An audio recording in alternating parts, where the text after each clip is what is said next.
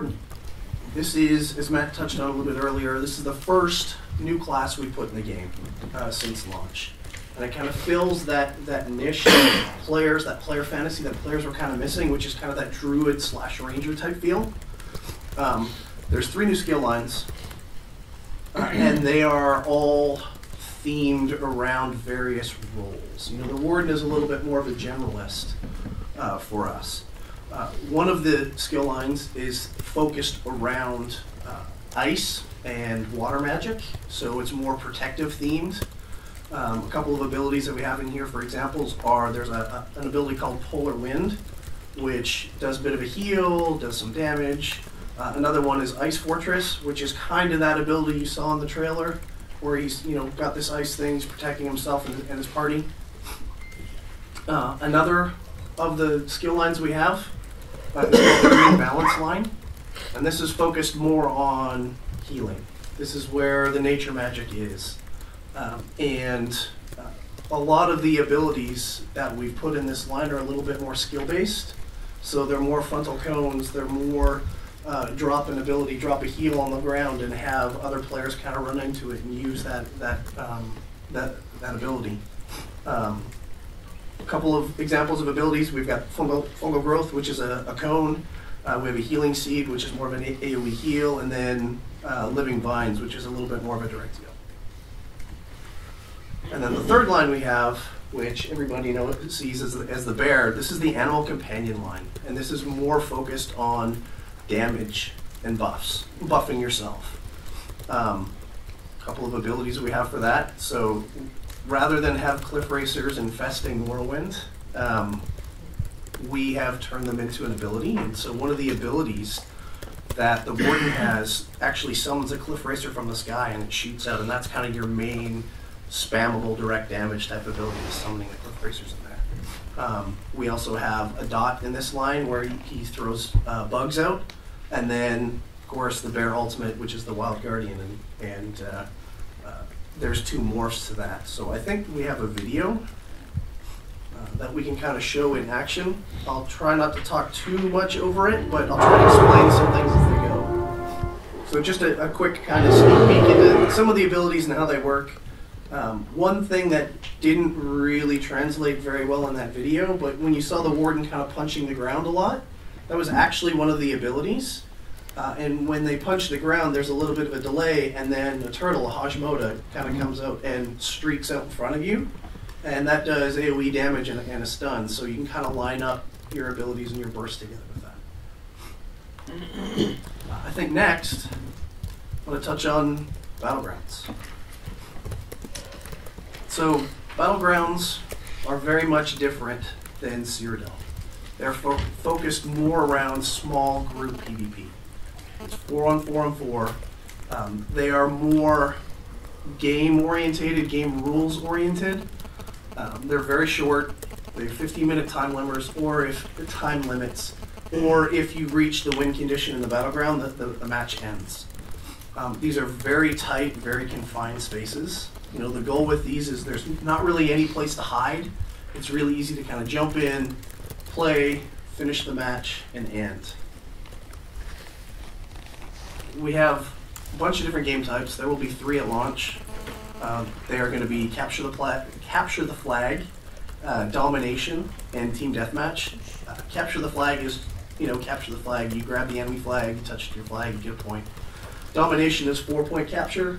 You reinforce an area, you hold it, you get points for holding that area, and then team deathmatch is just go and frag other people. Whoever has the most kills wins. We will add more battlegrounds over time, as well as new maps. We will have 3 maps at launch as well. Every map supports every game type, and that's kind of a little bit different thing. It's not this map is only this game mode. They will all support all 3 game modes. Like I said, we have 3 that will ship with Morrowind, and they all are thematically different. They're all focused in different areas. We have one that is basically in a quarry. We have another one that's kind of in a Daedric ruin, and then the third one is in a Dwemer ruin. Right? Yeah.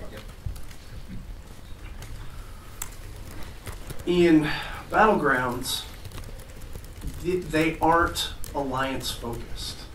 You know, one of the things that we wanted to ensure with this system is that no matter who is queuing up, no matter how they're queuing up, you can always get into a game really quickly.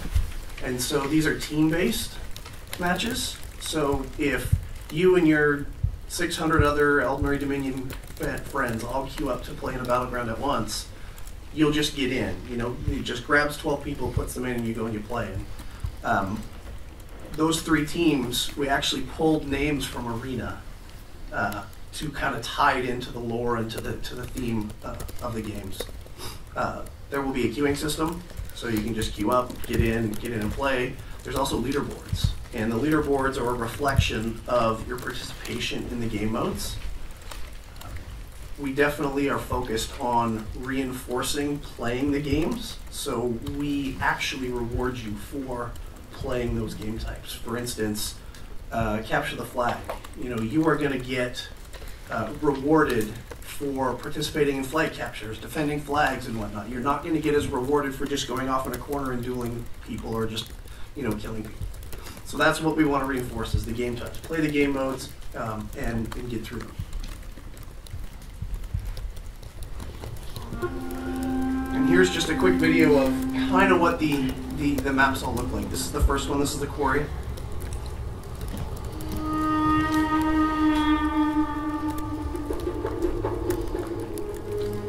Yeah, so as you can see, it's more open, wide open spaces. There's not a lot of line of sight blockers. There are some towards the middle and on the other edges, but this is just a wide open jump in and play.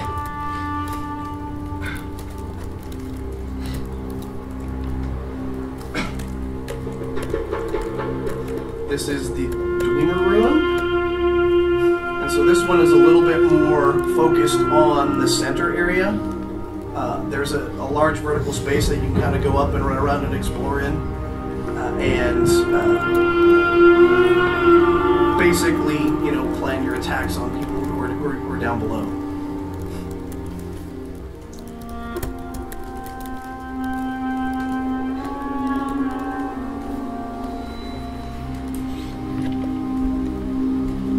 This is the Daedric Ruin themed one. This one is different kind of from all of the others as there's kind of this central pillar, but in order to get onto it, there's teleporters all around. So you're kind of warping around and depending on the game type, holding particular areas.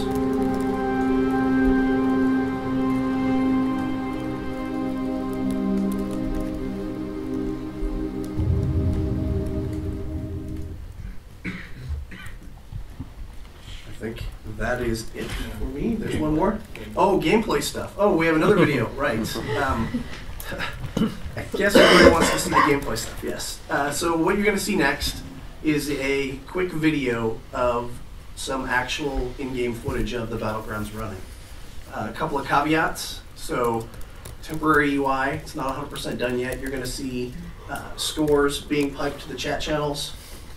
That's just so that we can actually make sure everything's working before the UI is in. The person playing is using a controller and playing with a console UI. They also have some buff trackers in there. It's something we're working on. It's not quite ready for prime time yet, but you'll kind of get an idea of where we're going with that. Let's take a look. Of course, classes in ESO are really just 3 skill lines. Like the Warden has access to all the other skill lines in the game. They're just like the other classes. They just have these 3 new ones.